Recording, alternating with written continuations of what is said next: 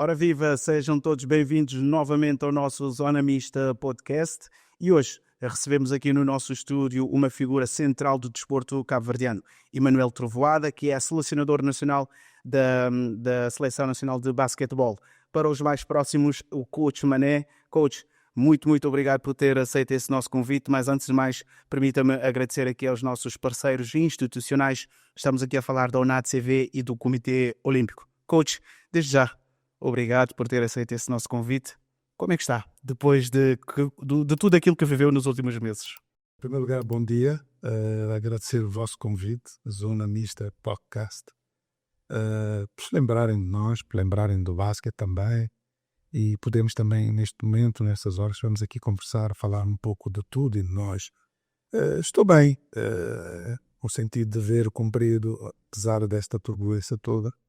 Nunca perdi o foco, sempre tive no meu canto, pensando sempre em prol de Cabo Verde. Nós sabíamos que tínhamos um compromisso enorme perante a nação, perante o nosso povo, perante os amantes do basquetebol e perante também a mim própria e a minha família, essa grande responsabilidade. Por isso sempre onde serei acompanhando de longe, e quando tive que, de facto, tive que dar o passo em frente. E com o passar dos anos, o Coach Mané tornou uma figura central do desporto cabo-verdiano, tanto é que hoje é selecionador nacional. Coach, quando assumiu a seleção, pode partilhar connosco o que encontrou e o que tensionava ou planejava construir? O primeiro convite veio, de facto, do Bugas Veiga, hoje ministro da Cultura, Indústrias Criativas. Sim, que era presidente da Federação de Basquete. E na altura estavam a preparar o Afrobasket em 1999, que seria em Cabinda, Angola, Luanda, etc. E passaram por Lisboa. Havia necessidade do staff técnico, Socoloto Constantino, o nosso grande mestre, que aqui faço uma grande velha. Tinha apenas como adjunto o José Eduardo Santos, que hoje é presidente do Instituto de Desporto. Como vê, está toda a gente muito ligada a isso. Era também treinador e o staff estava muito curto. Havia necessidade de completar esse staff para essa competição. Resolvi aceitar. Apesar de ser um benguelense angolano de Benguela, toda a minha formação técnica e académica de basquetebol passou muito pelas minhas origens Benguela, mas a maior parte da minha formação em Portugal, onde eu, a partir dos 16 anos, fui com os meus pais, por causa de questão de saúde, meu pai, e fomos para lá viver. Então, pronto, tinha não um conhecimento muito vasto da nossa zona 2, que graças a Deus com o seu Claude foi a pessoa que nos mostrou como é que naquela altura o basquete estava montado. Em 2003 surge então esse convite para vir para cá viver. Talvez um jovem naquela altura, muito ambicioso, tínhamos como referência o que é que tinha feito, as bases. Ele é que nos foi acompanhando muito naquela altura, mas sabíamos que tínhamos perante nós um potencial enorme, uma geração, porque eu em 1999 segui a nossa seleção no Afrobasket em Angola e deu para ver a margem de produção dos jogadores que lá estavam, o Mário Correia, o Nelito, que hoje é treinador de futebol, etc. Pronto.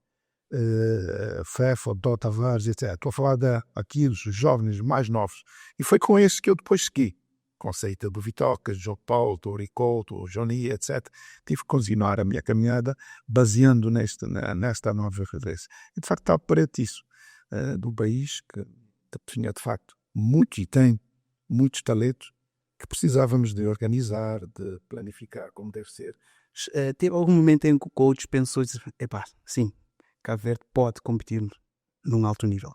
Sim, eu senti logo isso. Em 1999 acontece um caso. Nós tivemos duas fases, uma fase em Cabinda e uma fase em Luanda. E após o jogo com o Senegal, na primeira fase de Cabinda, o Socolodo teve o problema cardíaco,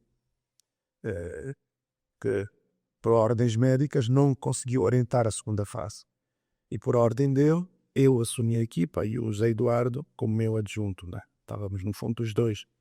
E a partir daí apercebi-me que, de facto, aproveitando um pouco da segunda equipa que estava no banco, e vendo o potencial que lá estava, e em comparação com as outras seleções que estavam, nós fizemos um projeto e dissemos claramente, Cabo Verde, nos próximos anos, tem condições para estar dentro dos 10 melhores da África, dos 5 melhores da África e dentro dos 50 melhores do mundo, com uma boa planificação.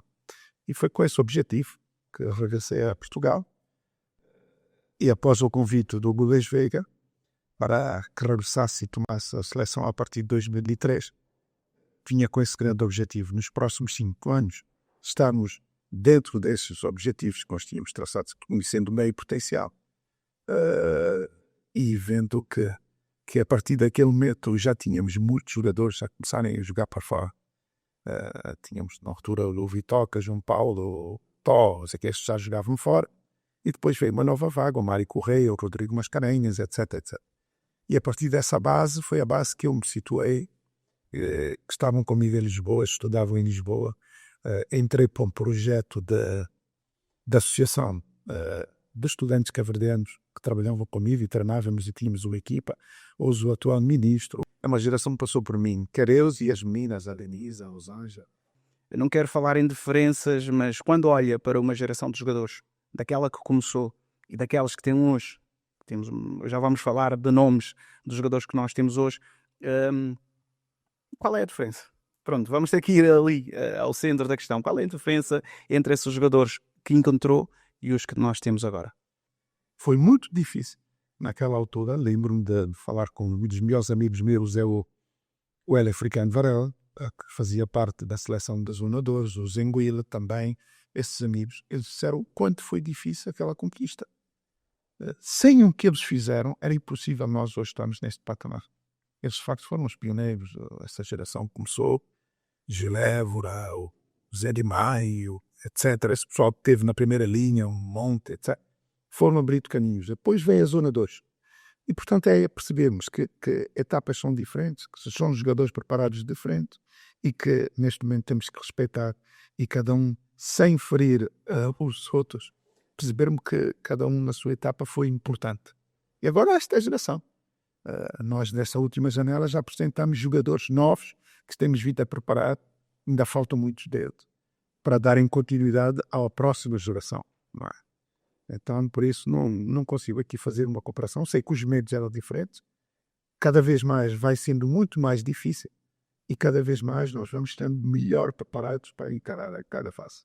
E até hoje, qual foi a decisão mais difícil que o coach tomou enquanto selecionador nacional?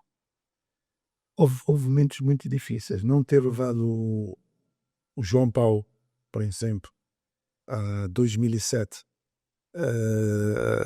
ao Afrobasket, que nós fomos medalhados, foi uma das decisões difíceis. Ele já estava há algum tempo sem jogar. Nós, treinadores, temos que olhar sempre muito para a frente. Temos que perceber que estamos muitas vezes a trabalhar com outras gerações que têm que entrar, qual era o tempo certo. Houve várias decisões que muito difíceis. Essa foi uma difícil, foi muito difícil. Não foi minha só, mas foi do staff todo. Falando também com ele, mas doeu muito porque foi um jogador que em 2003 a 2005, 2006 teve um papel preponderante. E depois também tivemos outros tipos de decisões que tivemos de tomar. Quem está à frente tem que ter essa valia de tomar decisões. E uma das grandes decisões que para mim foi extremamente difícil também foi após o Afrobasket. Nós sofremos muito nesta preparação do último Afrobasket. Vi o sofrimento dos jogadores, vi dos meus colegas principalmente, do staff e o meu silêncio. Veja que nós tivemos numa preparação até chegar a Angola sozinhos, não tivemos a presença de nenhum dirigente, não tivemos, apesar da senhora que esteve em França, que fazia parte da direção, mas depois já não fazia parte, mas a presença estar connosco, de viver e que não sei o quê, foi muito difícil. E isto foi matutando a minha cabeça, mesmo sabendo que tinha contrato até para o ano de 2026, agosto, mas foi momentos difíceis e eu não podia de facto ver jogadores importantes, que é Neti, o Michel, o Ivan, o Joel, o Ediz, etc., Betinhos, que prescindiram das suas férias para estarem connosco, jogadores profissionais que têm grandes responsabilidades, que tinham acabado de sair dos seus campeonatos, muitos deles como campeão nacional, os outros não, e ver, de facto, esta preparação foi um sofrimento grande, que o povo e a pessoa não teve a noção, mas depois que nós muito bem conseguimos fechar o nosso grupo de trabalho, isto foi o segredo disto tudo. Então foram momentos difíceis, não deixar que ninguém os tocasse, ninguém entrasse para o grupo, isolar o grupo para conseguirmos ter uma belíssima prestação que tivemos. Quiçá, hoje, voltando atrás, se tivessem aceito as minhas decisões, os nossos planos, provavelmente estaríamos aqui hoje a falar de campeões africanos, que era o grande objetivo nosso, sem dúvida é esse. Muito bem, já vamos chegar ali também no Afrobasket de Angola. Coach, durante este percurso, alguma vez duvidou de si? Há sempre dúvidas, né? Mas como sabe, eu não sou um treinador que fico muito o meu conforto. Eu planifico a minha época, quer da seleção, mas a minha individual, as minhas formações. Sou eu que pago do meu bolso e vou à procura dos meus parceiros. Houve para aí gente que quis pensar que eram as federações que nos pagavam isso, não. Mas que vou sempre à procura dos meus parceiros. Não sei se posso citar os nomes, né? CBT da Com, o BAI, a Garantia, a nós, e temos um parceiro que vão trabalhar dentro dos meus próprios projetos, campos de férias, etc., que estão sempre muito próximos e percebem que se o treinador hoje não evoluir, se não for à procura de melhorar, fica no esquecimento. Depois da vitória frente à Tunísia, foi uma vitória histórica, o que é que passou pela cabeça depois deste jogo, coach? Na nossa planificação, e sabendo o nosso grupo, o primeiro grupo era um grupo extremamente difícil, que nós tínhamos que ficar em primeiro para não cruzar com a Angola. Mas também sabíamos que quem já anda nisso, e com experiência, por não termos árbitros cabo-verdianos a apitar na FIBA África, somos sempre os que mais sofremos.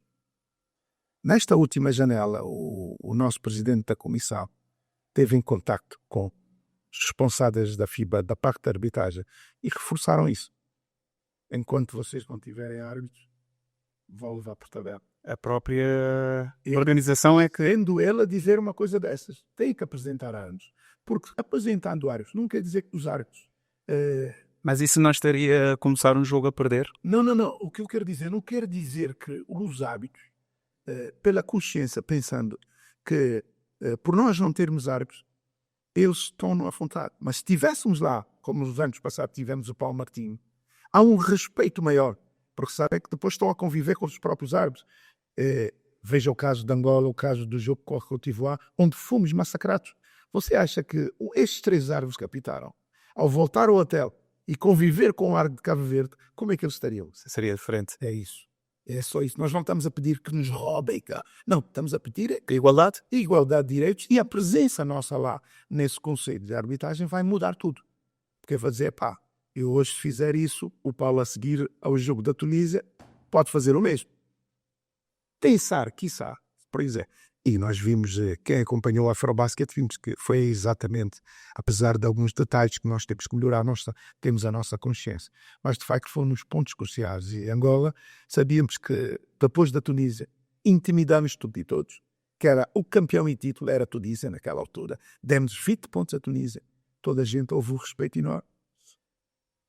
Toda a gente. E o que é que acontece a seguir? Íamos jogar com Angola, país organizador. 50 anos de independência, investiu para ser campeão. Eu sei que viajei no regresso com elementos da FIBA que vieram ter connosco pedindo desculpas pela forma como foi clara a influência dos árabes no jogo. Era isso também que eu ia perguntar ao coach. Depois dessa eliminação com a Tunísia, Cabo Verde chegou à grande final, não é? Com toda a condicionante, ter a Angola, o país organizador, a parte histórica dos 50 anos da independência de Angola. Angola queria e mostrou claro que queria levar esse título. Mas, coach, parece-me que esta final ficou decidida nos minutos finais. Estávamos, creio que, a 2 minutos do fim, se a memória não me falha, estávamos à frente. Como é que, na parte de um técnico, de um selecionador de basquetebol, de uma pessoa que vive o basquetebol. Como é que nos explica essa parte? Esta alteração no resultado, o que é que devíamos fazer que não fizemos, o que é que saiu do nosso controle? Pode-nos explicar mais ou menos para nos ajudar a perceber esta alteração de resultado? Quem percebe do basquete há de perceber que isso, a decisão do jogo, não foi na parte final. Foi logo no início. A forma como intimidaram os nossos melhores jogadores, o Ivan. Eles tiraram nitidamente o Ivan. Exatamente, teve essa parte do... Veja que a falta que o Ivan sofre é a falta que dá a bola final. O jogador lança igual, já é igualzinho a que ver. Leva uma segunda falta técnica, o Ivan, e o jogador de Angola ganhou os 3 lances livres. Por exemplo, estou a dar exemplo.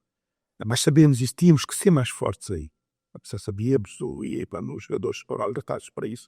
Mas quando de facto tomamos a tenda a 2 minutos e tal do meio, e num pavilhão cheio, e onde o 5 inicial sai todo com 5 faltas, era extremamente difícil. Fica mais difícil. O ponto focal de Angola era o jogador mais escolhido, Dudão. Sim. Acho o jogador, Excelente jogador. acho nada. Excelente jogador. Mas o Dudão vai lançar a 3,5 metros, onde encontra um Edi que já tem 2,20 metros. Como é que é possível que o Edi com 2,20 metros faça 5 faltas seguidas ou 3 faltas seguidas para sair com 5 faltas? O Betinho com 5 faltas, o Michel com 5 faltas, o Joel com 5 faltas. É lógico que aí nós sentimos que de facto já Havia qualquer coisa. os jogadores estavam muito apavorados. Eu chamei a equipa técnica e disse: olha, vamos tentar do tudo. Mas a partir daí, quase retiraram aqueles 5. E atenção, perdemos o Ivan antes do intervalo. Sim. E isso era muito difícil. Mas lutamos, continuamos a lutar, lutarmos até o fim. E a diferença de pontos resolve-se porque era um conteúdo de faltas que eram marcadas que davam lance livres à equipa da Val. Isso é a velha questão que o coach falou anteriormente, não é? A questão da arbitragem, daquela pressão. Perfeitamente. Mas eu lembro-me de um detalhe. Eu, a orientar o jogo, consegui contornar tudo. E lembro que, a partir do momento da falta do Betinho, já no 4º período, a quinta falta do Betinho, o Betinho faz gestos. E eu estou de frente às grandes figuras que estão no jogo e vejo isto, isso é um momento que eu tenho. Vejo o secretário-geral da FIBA levantou-se e foi-se embora. Significa dizer, eu fiquei com aquela imagem, este senhor não está de acordo com o jogo está a ser resolvido. Mas era impossível. Eu próprio, como angolano, sei como é que as coisas são. No dia seguinte houve muita gente, familiares e pessoal da Angola, amigos, que me pediram desculpa, que não tinha que ser feito dessa forma. Mas quiçá devíamos estar mais fortes, mais bem preparados. Era aí que era importante a intervenção do nosso presidente da federação. Eu tenho certeza que se fosse um Gugas, o Kitana, o Mário Correia, vi o Mário Correia no Japão, quando estávamos a ser massacrados por falta, Mário Correia levantou-se e atacou os árbitros com dia até ao final. Foi indignar os dirigentes da FIBA, falando que isto estava a ser vergonhoso. E nós ficámos paz e serenos, como provavelmente era aquilo que nós... Porque sozinhos não conseguimos, mas fizemos a nossa parte. Muita consciência, fizemos muito em prol de Cabo Verde, em prol da nossa seleção. Muitas das vezes é preciso isso, ter uma pessoa por detrás que dá aquele suporte, porque pronto, a responsabilidade, digamos, parte do selecionador nacional é organizar a equipa, os jogadores em campo, dar o seu máximo para que, pronto.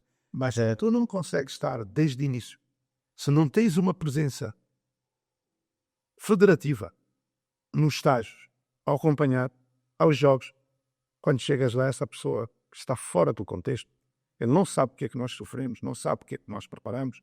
E esse acompanhamento que tem vindo, eu lembro-me que sou... Isso o selecionador está a dizer o quê? Que a seleção... Nos últimos 8 anos de seleção, nunca me senti tão abandonado como fui agora. A comitiva sentiu órfão neste Alfabasket? Nós é tivemos de tomar decisões, nós é tivemos por nossas decisões. Nunca tivemos um elemento presente no estágio em França, connosco, ou viver 24 horas, presente num estágio em Portugal e presente quando estamos a chegar a Angola, a comitiva está a chegar.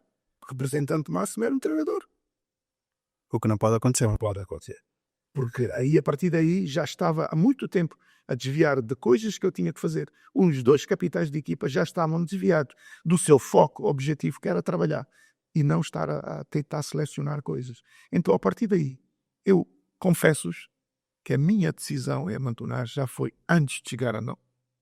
Porque eu, em meu nome pessoal, em nome dos meus colegas que sofreram muito, da minha equipa que sofreu muito, eu não podia ficar como fosse uma coisa que não tivesse acontecido.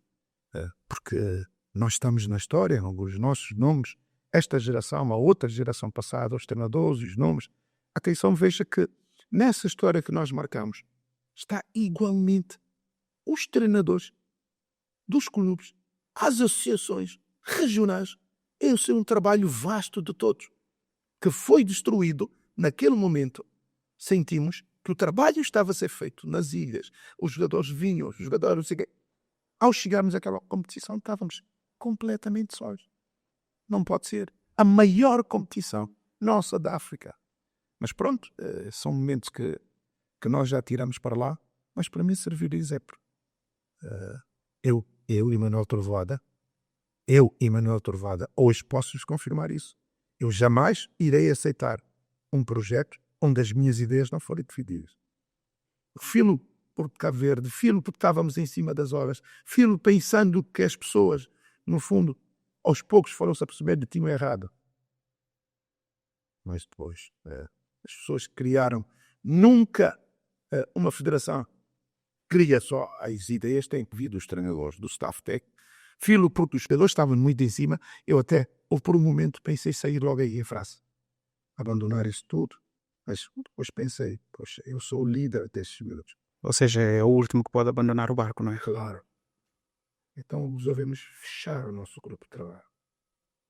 Mas há uma outra questão ali, coach, que eu acompanhei muito nas redes sociais, as opiniões, foi que antes deste jogo de Angola, estávamos a menos de 24 horas, houve um vídeo que foi publicado na página da Federação Cabo-Verdiana de Basquetebol. Muitos dos cabo-verdianos, dos amantes do basquetebol, principalmente, não vou dizer condenar, pronto, não é a expressão correta, mas acharam desnecessário porque o momento, pronto, se calhar tirava o foco. Ora, Gustavo, o que eu me posso dizer sobre esse vídeo, eu não fui informado que iam pôr o vídeo. Os jogadores, não sei quem foi informado, e sinto que aí é que começou o problema com o Ivan Almeida, porque ele é que fala no vídeo. Eu acho que tiraram-me do jogo com Angola. Foi exatamente, é isso que as pessoas disseram. A ideia que nós temos, o staff, sentimos o Ivan e eu não estava a perceber o que é que estava a acontecer. E depois é que um dos meus adjuntos, aliás só tinha um e o Cuca que era o segundo adjunto, uns eram ali qual dos dois é que foi, se foi José ou Cuca, isso ficou de já meio o que está a ouvir. Mas isso antes do jogo. Sim, antes do jogo, durante o dia. Então eu percebi-me porque o Ivan estava muito agitado e já falei com ele antes do jogo. Atenção, isto vai ser o jogo assim, vamos ter com o público, usar, não sei o quê. Mas afinal, por trás estava esse problema também. Está a ver, tudo isto foi gerido. Provavelmente as pessoas tinham algum objetivo. Não sou eu nem quero falar disso. Sei é que de facto foi um dos principais também objetivos para que não tivéssemos sucesso. Isso, porque estamos nós num jogo importante. Posso até dizer e assumir essas palavras, estaríamos nós num jogo mais importante dessa geração, ou da toda a modalidade. Ter um vídeo desse a provocar reações dos adeptos, é aquela aproximação, a força. Quando digo a força, é aquela curiosidade das pessoas em casa tentar saber o que é que se passa, as reações nas redes sociais. Isso, eu como um agente de desporto, na lá de jornalismo desportivo, acredito que isso também tira um bocado o foco dos atletas para com o jogo. Posso garantir, como treinador, ninguém me abordou sobre isso e muito menos não tinha qualquer informação sobre isso que ia ser visto e que o vídeo ia ser posto. E o coach não aprova? Não, porque senão não tinha cortado logo. Não era momento para isso. Uma das coisas que logo que me fui avisado, eu fui à minha página e bloqueei, podem ver, bloqueei o vídeo na minha página, porque nós precisávamos de serenidade, precisávamos de foco central, que estivéssemos focados nos nossos objetivos para a competição.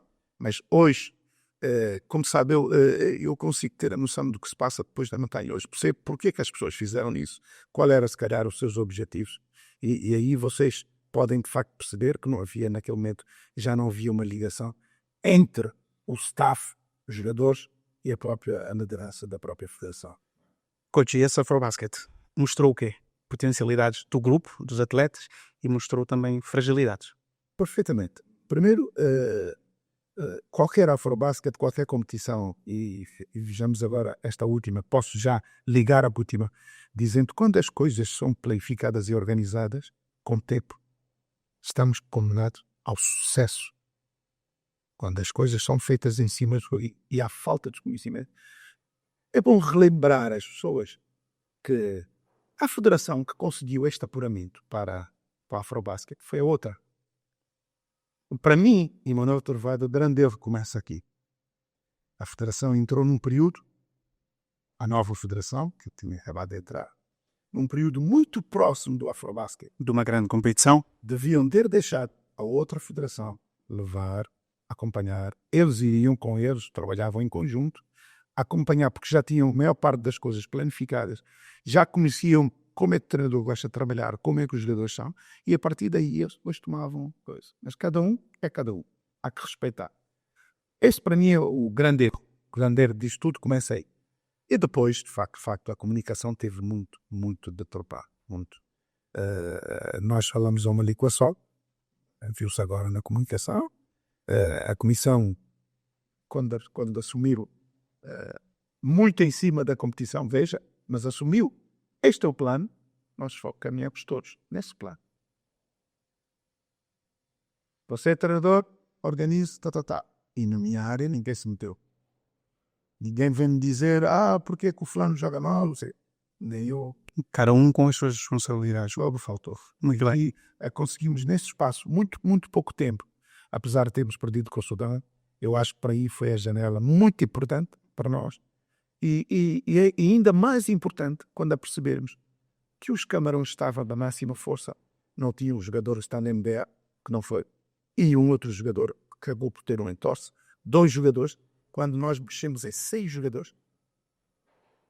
A Líbia estava na máxima força, total, todos os jogadores. E demos uma resposta cabal, porque as últimas imagens que nós tínhamos foi as meias finais entre os Camarões e Angola. E isto volta-me ao passado. Se tivéssemos tudo bem planificado e organizado, tínhamos sido campeões africanos. Mas eu não vivo do C. Exato. Ninguém vive do C. Temos que olhar para frente. Então, o que foi mau, nós retemos para podermos corrigir. E agora que estamos a tentar pôr gente nova na seleção, mas que já está a trabalhar connosco há algum tempo, conhece as nossas ideias e que de facto são eles que têm de dar o próximo passo em frente. Coach, agora para mudarmos aqui de assunto, sair um bocado do Afrobasket, fazendo aqui um balanço, o Afrobasket, de qualquer das formas, o resultado não foi o desejado, não é? Porque se tenho a certeza absoluta que a sua equipa e os atletas queriam trazer o título para Cabo Verde, qual é o balanço que faz? De uma forma geral. Com estas vicissitudes todas, o balanço é positivo. O balanço é positivo. Não. Meus objetivos, eu queria ser campeão africano. O meu choro de revolta na conferência de imprensa era isto. Era sentir que não nos deixaram. Que não nos deixaram ser campeões. A mensagem, desde os árbitros, desde nós próprios, nós somos muito mais culpados, nós, do que tudo que vem, sério. E então aí estava quente, já tinha uma ideia que com aquela federação não queria ficar, que queria mesmo sair, queria que me pagassem o que me devem, ia embora, ia para outros projetos não faltam. Logo após aquela entrevista, o telefone começou a tocar. Venho para Cabo Verde, ajudo durante a semana a trabalhar logo 3 jogadores que estavam connosco na seleção, que iam para a Espanha. Veja, nem descansei. Cheguei num domingo, a segunda-feira já estava no campo a trabalhar, depois saio para ir a uma conferência em Angola e volto a pegar nesses miúdos, depois os bichos vão para a Espanha, aí resolvo tirar uma semana de férias. Uma semana de férias num momento com os meus melhores amigos, aí eu consegui arrumar as ideias, consegui pôr as ideias, eu disse, realmente nós passamos pela qualidade de basquete que foi apresentado. Você não pode ter a certeza que veja como é que uma seleção daquelas a jogar sem o IVA toda a segunda parte, sem o Ivan, que é um dos nossos melhores atletas, consegue passar para a frente. Íamos para 7 pontos, houve um lance que não foi marcado, depois foi marcado em baixo, passava para 7. Íamos ganhar aquele jogo. Mas é possível. Aquele dia, ninguém saiu ali, como se diz na G. Então, comecei a arrumar as ideias e de facto vi que havia muita coisa que ainda não tinha terminado, o meu papel. Muita gente que estava ligado ao trabalho que estamos a desenvolver, porque o nosso trabalho não é só a seleção, o nosso trabalho é a formação de treinadores, ajudar a formação dos árbitros, municiar os miúdos, toda a juventude de basquete, estar em contacto com os meus colegas, partilhando ideias do que se está a fazer no basquete, melhorar todos os dias um conjunto de talentos jogadores para fora, termos a certeza que pelo trabalho desenvolvido em 8 anos tivemos mais de 20 atletas que saíram do nosso projeto e hoje estão a jogar fora. Tínhamos apenas o Jeff Xavier e o Edi Tavares em Espanha. Hoje temos 14 atletas em Espanha. Quer dizer, todo esse trabalho, um trabalho invisível que as pessoas não têm. Temos 2 meninas de 17 anos a jogar em Portugal com grande destaque e mais meninas irão. Temos a Jo na NCA. O trabalho foi feito pelo Zola, pelas meninas, pelo feminino, tal. Desenvolver tudo isso. E depois faltou-nos de facto isso, faltou-nos que não só, pergunta-me esse balanço, não conseguir os nossos objetivos, que para nós, a partir do momento que não conseguimos os nossos objetivos, já foi uma coisa não boa, e depois percebemos que fomos nós que demos os próprios tiros nos pés. Já teve oportunidade em várias entrevistas. O coach falou em falta de respeito de alguém que poderia ou deveria proteger a sua pessoa como selecionador nacional. Ainda mantém essa posição? Sem dúvida nenhuma. Eu hoje fico a pensar, o que é que eu fiz àquele homem para ele me tratar dessa forma? Só pode ser 2 coisas. Ou inveja do trabalho que eu tenho desenvolvido. Uma. Segundo, há pessoas que falam que eu não o convoquei de uma seleção. Eu não me lembro dele ter estado em alguma lista minha de convocatória. Para já, quando eu regressei, eu estava a estudar no Brasil. Mas eu não percebo o tanto ódio que ele tem da minha pessoa. Agora não sei se é ele ou todo o staff que deu, trabalhava com ele. Porque a Sofia foi minha atleta e atleta da seleção, trabalhou connosco, conheço muito, ajudo bastante, ela ajuda-me bastante. Não consigo perceber. As outras 2 pessoas não conheço. O Marco é um treinador que trabalha connosco, que era o coordenador técnico. E viu muitas vezes até que está a proteger algumas coisas. O Vitor Hugo fazia parte dessa lista. Foi o primeiro a sair. Então saiu porque não estava de acordo com alguma coisa. Mas ainda falta, todos os dias penso, quando acordo, o que é que eu fiz de mal porque a história é bem patente do nosso trabalho. O sucesso que nós temos durante esses anos é bem patente. Eu não consigo perceber. Será? Eu até, por um motivo, pensei, bem, alguém que não queira ficar a ver. Só pode ser isso, brincando. Mas houve uma falta de respeito. Quando não respeitam a pessoa em Manuel Trovoada, que tem família, tem, neste momento, a minha mãe ainda é viva, os meus irmãos, tem esposa, tem filhos. E é acusado de abandono do trabalho. Quando toda a gente sabe que eu prescindo das minhas férias para estar a trabalhar. Isso para mim foi... você há pouco tempo perguntou, esta é que é a mancha que está aí. E então eu estava, de facto, muito calado com esse processo todo. Tive que sair para defender. E em próprio pavilhão, que acabo por receber aquelas chamadas e daí estou toda a gente a dizer que está aí no jornal, viste isto? Então faço um vídeo, dizendo, olha, veja que eu neste momento estou aqui com 17 miúdos no campo a trabalhar, como é que é possível que eu estou no abandono? Se quiserem uma coisa de mim, estou por aqui. E aí houve uma grande falta de respeito.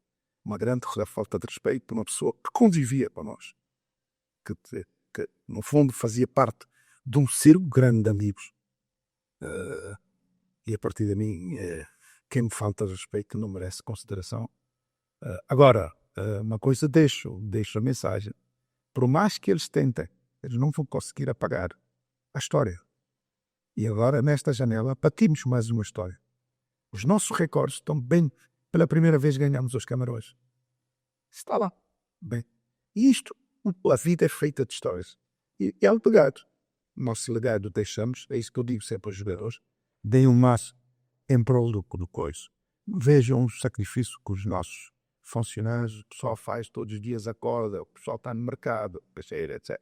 Temos que dar uma alegria ao nosso povo.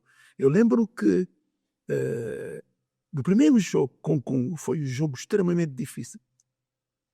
Nós tínhamos acabado de receber notícias das cheias de São Vicente, onde morreram pessoas. Na minha palestra, disse, nós temos que dar algo ao nosso povo. Nós temos que dar uma alegria a São Vicente. Por mais difícil que o jogo seja, São Nicolau, etc., o povo naquele momento estava a viver. Então foi isso que nós fizemos dentro do campo. Unimos a força. Foi um jogo difícil, aquele jogo. Foi o primeiro jogo. Mas tínhamos poucos jogos de preparação. Nós tínhamos previsto na nossa planificação 6 jogos à Espanha. Angola é que entrou para o nosso pacote e foi fazer os 6 jogos e foi campeão. Quando nós tínhamos a oportunidade de jogar com a Argentina, com a Espanha, com seleções fortes que estavam a preparar para mesmo, também porque na mesma altura, umas semanas depois houve Campeonato da Europa, Campeonato de Sul-América, etc. Fazemos aqui uma pequena pausa para intervalo, para os nossos compromissos com os nossos parceiros institucionais. Lembro desde já que é a ONAD-CV e o Comitê Olímpico Cabo-Verdiano. Para si que está do outro lado, por favor, fique connosco. Voltamos dentro de poucos instantes. Até já.